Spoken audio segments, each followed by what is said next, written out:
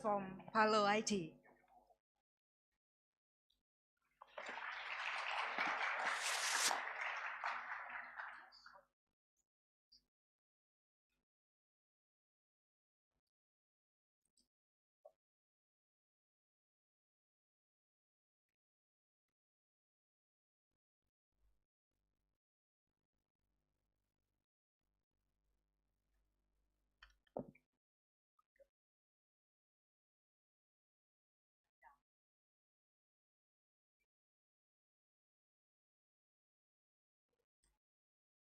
Hello, can you hear me?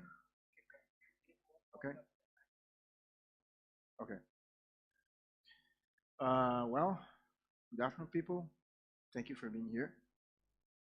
My name is Vitor Queiroz. I'm going to talk about the Agile Transformation Hell, which is that phase when you try to implement Agile, scale Agile in a large organization and have a lot of trouble in doing it, and have a lot of pain, frustration, and distrust in this process. Okay? Let's talk a little bit about me. I'm Brazilian, came from Brazil. I've been developing software for the last 15 years, 10 of those years dealing with Agile. So I started with XP, then Scrum, Kanban, Lean software development, and nowadays I'm dealing with Agile transformation, right? And I am an enterprise Agile coach now because I got some experience in dealing with this Agile transformation hell and all the scars and bruise that it generates, okay?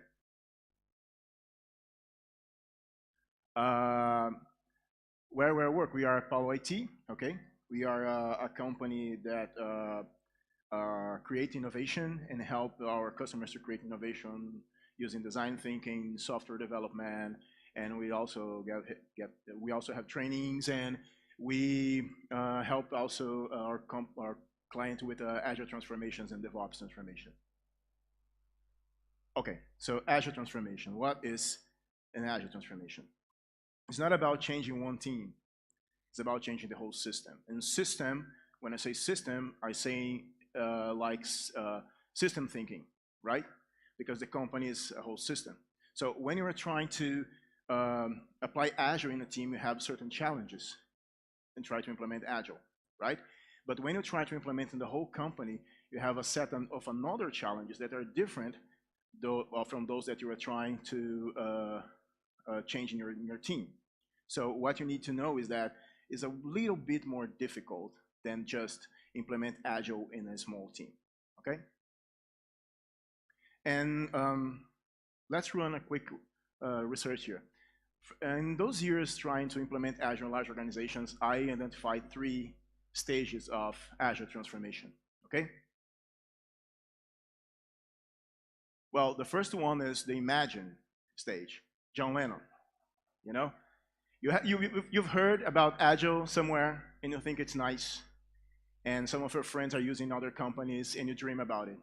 You don't have to deal with that hierarchy, you don't have to deal with that all documentation and meaningless meetings, and you dream about become Agile, right? That's why imagine. You may say I'm a dreamer, but I'm not the only one, right? Who's here is in imagine stage, starting Agile, wants to be Agile, okay? Great. But when then you start to apply Agile in your company in a large scale. And then all that dream, all that nice things starts to show their dirty and ugly face. And you start to have a lot of problems, right? You have middle managers fighting you. You have your deliveries are delayed. You have problems and people that don't understand. You have problems with code. You have problems with deployment. You have problems of self-management. A lot of bad things. And this I call highway to hell from ACDC. Who is in highway to hell? It hurts, doesn't it? Yeah.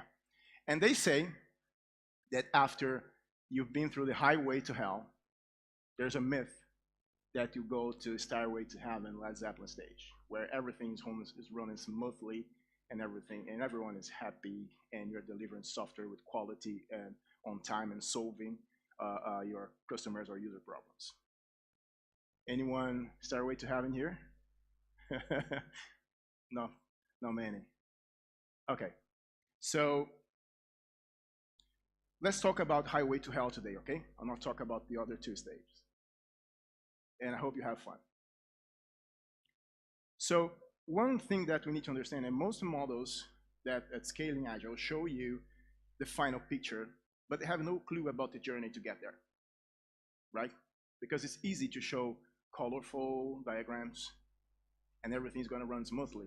Take a look. God, this is amazing. I have everything running. I have the teams, I have their responsibilities, everything fine. Yeah, let's do it. But when we start to look at your environment and you have no clue how to do it, the first thing you do is try to push everything and all goes bad. Because what but how did you get here? There was a time back in the day that the whole software development marketing was ruled by big companies. And they do great work, and they do using waterfall. And then small companies called the startups starts to come up, right? And they start to do great things faster, meaningful, solving customer problems in a pace that big companies cannot follow. And they start to get scared because the small companies start to grow and bite market shares. And the big companies say, hey, we need to understand what's going on because we need to be like them. We need to deliver faster, we need to deliver meaningful, we need to understand our customers better, we need to be innovative. So this whole Agile thing, scaling, starts to show up because we need to understand how we do in a large scale what those small startups do in a small scale. So what happens is this. The corporation or the organization have wishes, right? And they have no clue how to reach the promised land. But they want to reach the promised land, right? So basically, no agility at all. Don't know how to do it to get in an Agile organization. This valley of doubts, question, and shadows is called transition. And where the hell happens, okay? So conflict, pain exposed, fears of change, delays, distrust, all of bad things that you faced trying to implement Agile, you faced during your transition.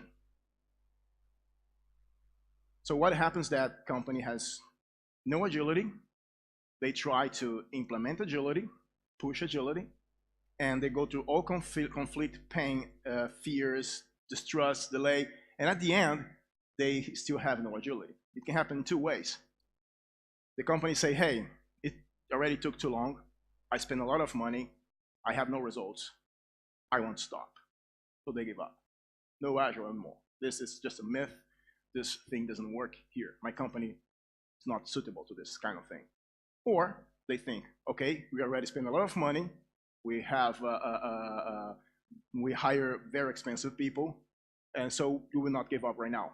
Push everything. So what they ended up have their teams, their scrum masters, their product owners, their release trains, everything, but still they're not agile. And that's why suddenly everyone wants an Agile coach. If you go to LinkedIn, at least in America, in Europe, there's a lot of offering for Agile coaches because someone told them that the magic happens when an Agile coach came in, right? And they start to look for Agile coach, but they have no idea what Agile coach does. If you look at the job description, it's like a project manager, it's like a product manager.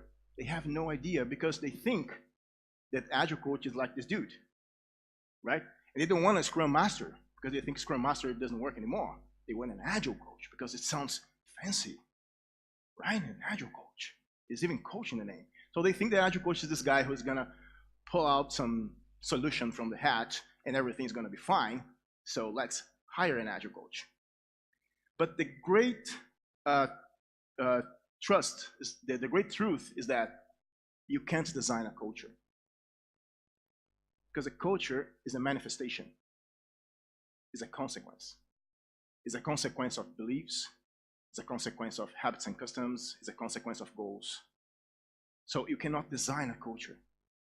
what you can do is try to think how to provide an environment when a certain culture can grow. There's this Schneider culture model. I don't know if you don't know that. It's very interesting because Schneider culture model, he works in this way. You have 4 quadrants, okay?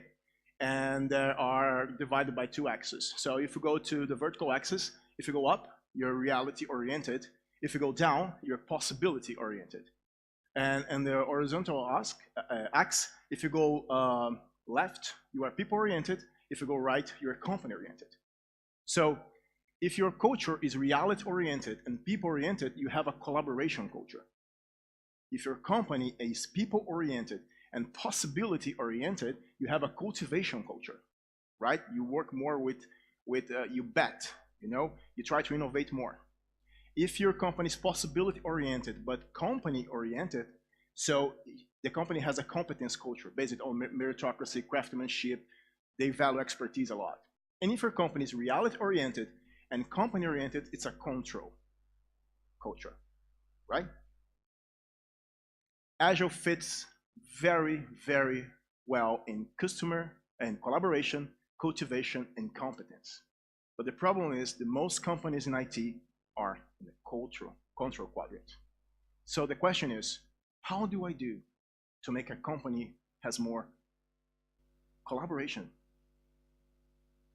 cultivation, and competence? That's the great question. First of all, we're going to give some tips because I have some scars about this. The first thing we had to do is explain the game, okay? They want to be agile, so they have a wish. But they have no clue about what will happen. So they just hire someone, right? They go, LinkedIn, the guy is certified, seems good, let's bring him in. And so the guy starts to make changes. And they start to get angry because, oh, what are you going to do? What you're doing? You are changing my process? What do you mean I have to give more power to the developers or testers or designers? But wait. What do you mean I have to change the way that I manage my people? This is not what I'm expecting. I thought that you came here to install Jira and help people to work with Jira. And at the end, you have no agility.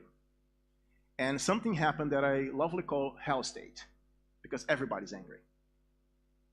So to avoid this, they want to be agile. What you need is align expectations. Show them what an agile transformation can bring of good and what kind of changes it will bring to the company. Because the C-level, the guys, the big guys who have power need to understand how far it can go. And then we request sponsorship because you need people to support you when you suggest changes. And then you can start. But be aware, this trust, the trust can vanish easily if you don't manage it well. Then you select an approach, right? There's a lot of approaches out there for many flavors. So you select approach, pick up your recipe, you push the rows, the ceremonies, the diagrams. You just generate conflict and frustration and hell state again. Because you make people work in a way they don't know how to work and they got confused. They're used to work in the way for 10, 15 years and you came and told them, okay, now you're gonna have guilds or you're gonna have communities of practice or you're gonna work in self-management way. They got confused and frustrated because they cannot do the work they do and still follow and change the mindset that you impose them to do. So what do we do? A good example that happens a lot. Some CEO or CTO saw a video on YouTube.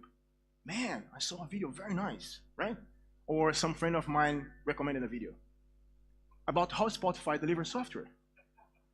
It's very funny and so simple. It makes so much sense, right? So I want to try. So you go there, you create your squads, you have your guilds, you have your chapters. But what happened next? You still have the same problems. plus an angry and frustrated staff.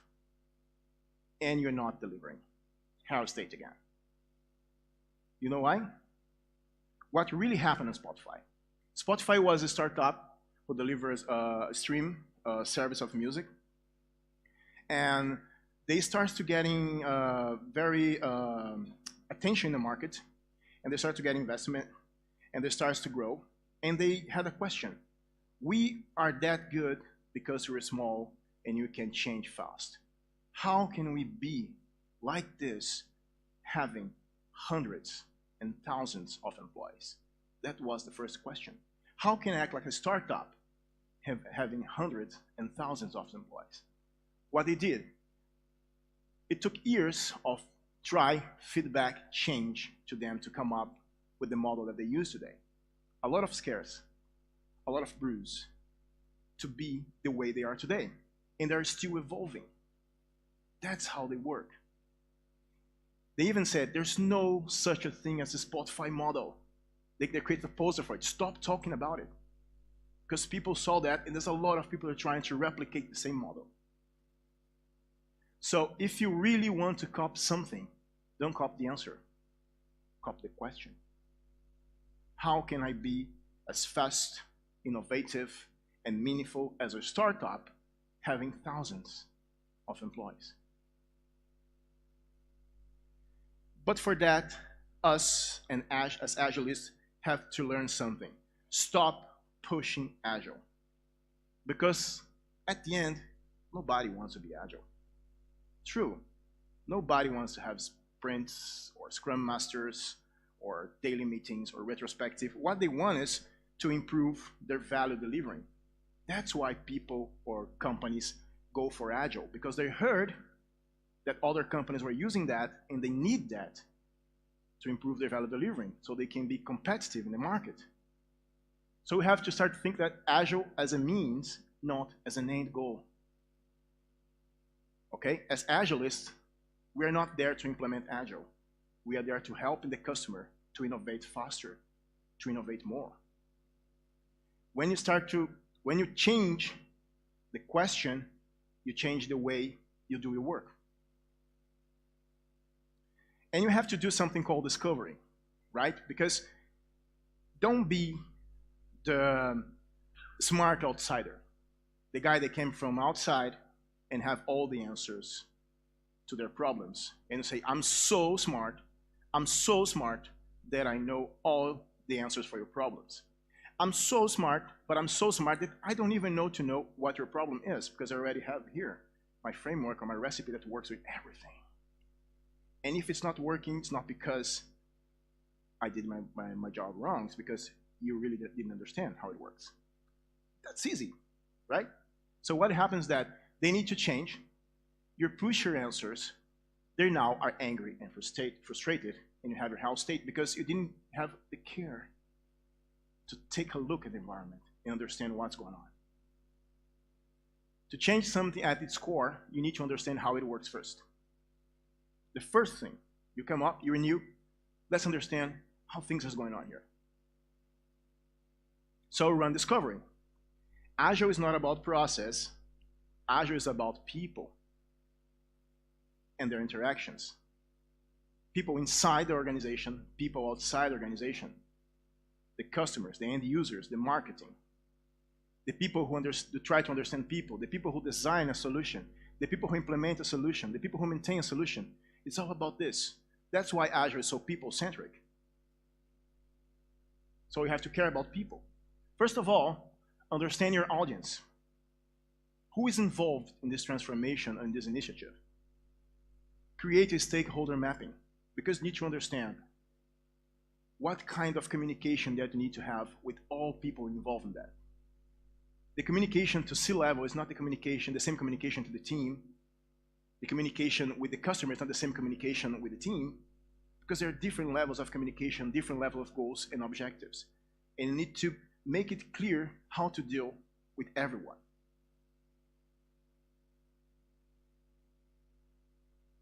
Start with the end. This is very meaningful. Extract the desired outcomes. Go there and ask people, if you have 3 magical wishes, what would you do? How do you expect that your work change? Describe to me the perfect environment of your work. And the people are going to bring up incredible scenarios. And you think that, oh, but generic outcomes at Agile. No, people will come up, oh, I want to have a better work balance with my life. I want to have more visibility. I want to stop micromanagement. All this kind of stuff that come up when you start to talking to people. Working with them, trying to understand the obstacles that currently in their workplace are on the way to achieve that outcome. And you try to understand what are the problems in that workplace, that company. And then you explore the engagement, because you are not the smart outsider anymore. You are a guy who came in and are willing to understand how they work, understand their problems, and help them to change, so people start to get engaged. They're not against you anymore. That kind of distrust at the very beginning vanishes. With outcomes plus obstacles, you have a direction to have some quick wins. And with that, you create some rapport. Remember that I said that trust that was given to you in the very beginning can vanish very fast. If you don't show any result, that trust goes away. So you need to understand the obstacles and see, okay, can I achieve some quick wins? I work with a company that they have this problem of deploy something in an environment that took like half a day.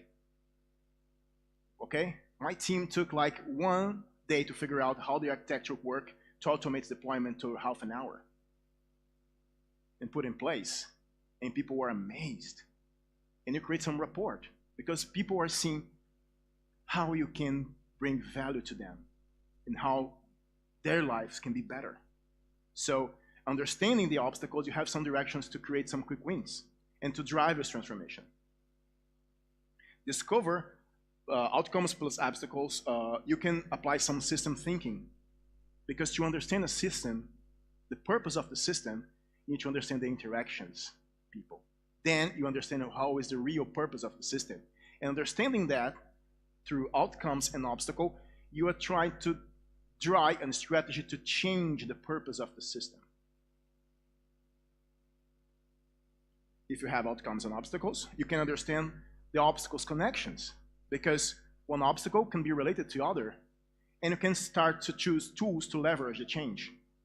Choose obstacles that if you change this obstacle, they'll change one more than one, and you create a great impact exponentially. After you do that, you have to understand the flow. They need a better workflow to deliver, and you apply your solution by the book. What happens is that they have a confused workflow because they don't understand, and you have angry people, and you have a hell state again. What you really need to do is, they need a better workflow. You draw one of their value streams, because every company has a value stream. Even companies that don't know that they have a value stream, they have a value stream. That is the flow that an idea walk through into the tangible product that solves a problem. With that in mind, you can visualize possible improvements, because you know where are the obstacles. What are the obstacles and where they are. So then you start experimenting. This is a very simple value stream that most of the companies has. They can have different value streams or more stages, but to be generic and to explain this. So you have teams working in silos. You have requirements, you have development, you have tasks, you have production, a pretty basic waterfall environment. Let's say you have, I don't know, 3 teams. You come there, it's easy, but it's easy. This is very simple. What do? This, right? You change every team, you create new roles, and start and make people run this way. So you have like kind of scrum teams working together. You push the change to a large corporation. What happens? Hell state. Because people get angry. You have no idea if the architecture is ready for that. You have no idea if people are ready for that. You don't know if people how to manage small batches. You don't know if people know how to work in self-management way. So people get angry and upset because they still have to deliver, and this outsider came here and tried to tell me things that are useless. They're just slowing me down. So why? Because you follow to see this. Every discipline has its functional area, and most of the value streams are oriented to be optimized locally. So the requirements team, they work to please the manager. They work to deliver more, deliver more and more and more requirements. The development team, they work to please their manager because they work to deliver more and more and more and more code as equal the tasks and the system administration for the production. So they're all focused on optimize locally, which is very bad to the value stream. But a proper company works like that. The power is around the value stream, and the functional areas just supports the value stream, right? So the functional areas, they have lower power because they are there to support the delivery of value. So how do I migrate from this to this? Sort of. Take a small slice of your value stream and create a bubble, right? It's not all of them, it's just a slice. And starts to run the way they run software development. And it starts to do small changes to leverage results. So, first of all, let's work with small batches. Not more requirements that take months to deliver, weeks. Still working in silos. Leave them work. And then suddenly they realize that, yay, but if it's such a small piece of work, it doesn't make sense for developers to follow all that procedure to communicate with testers. So what do? They join, right? Organically. And you keep watching them and giving them tools to make the change. And their functional areas is already with low power. Next step, let's join requirement. Because we are figuring out many things and put the requirement together. And then the system administration. And then you have a team that has become an interactive team by its own. And when the team solves most of their problems, they start to demand external changes. For example, in this case, the tactical level is closer to the team now because the team can deliver faster and it can verify the assumptions on the hypothesis faster. So the tactical team change the way they work to be closer to this team. And it can happen with marketing as well, with accounting in the company, with HR. Because changes start to drive in another changes. And you have a pool change system. Because you solve the problem when the problem come out. You don't try to solve the problem if the problem is not right there yet. And people start to grow organically. And they start to understand why they use the practices they use. Nobody pushed them. They understand what's going on. So it leveraged through whole company, and your bubble starts to expand, and it starts to bring more teams because it makes sense to bring more teams. If these teams is redoing their architecture to be more flexible, they need to talk to other teams, or they need to talk to other developers. So what happened is that they create a guild organically. It's not anymore a structure that someone, oh, you have to talk every week. No, I need to talk every week because the changes that I'm doing, it's so deep in the system that I need to talk to other people. And they start to collect changes, they start to collect information, and they start to collaborate because you create an environment that fosters collaboration. And you do that with measure, try, measure. Let the team understand what's going on, but with meaningful metrics, which is not how many story points I deliver, or how many tests I deliver as the feature factory that we had, the talk that we have here. you start to bring them with meaningful metrics to see if they are really delivering value. So they start to change, try something, measure. It's good, keep doing. It's not good, change, drop it, try another thing. And you start to empower people because you start to give into them a toolbox, a set of practices, and not a recipe. Because a recipe, people must follow. With a toolbox, people must learn.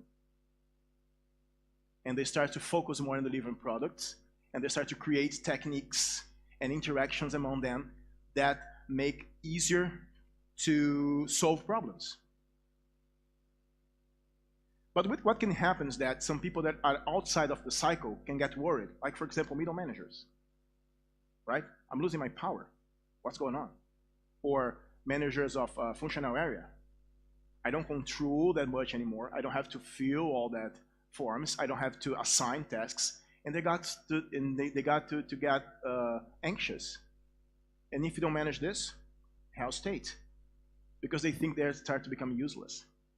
And you have to understand what kind of impacts you cause in people out of your bubble.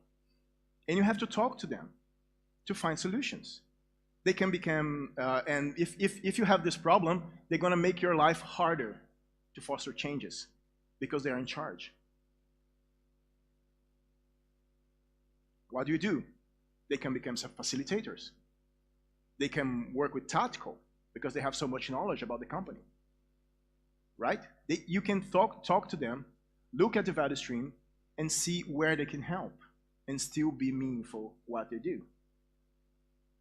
So, basically, to avoid the agile transformation hell, you need to change the interactions to create an environment to grow a culture. You don't design culture. You create an environment and let that the people fill the gaps in. And then the culture is born. That's it. Thank you very much.